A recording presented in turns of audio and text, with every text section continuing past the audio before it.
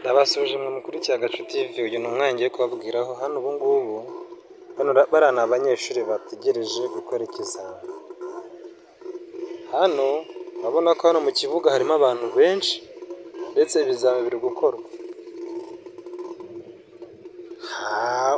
Imbogamizi zihari kuba utakwiga ngo ugire ubumenyi bwo kugira ngo utsinde.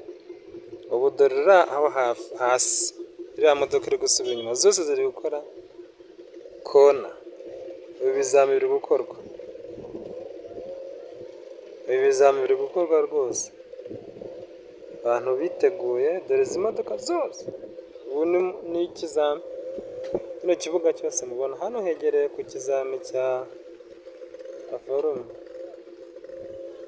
Urabona ko ni sipasi ntoya cyane, ariko yewe ifite buri kimwe cyose.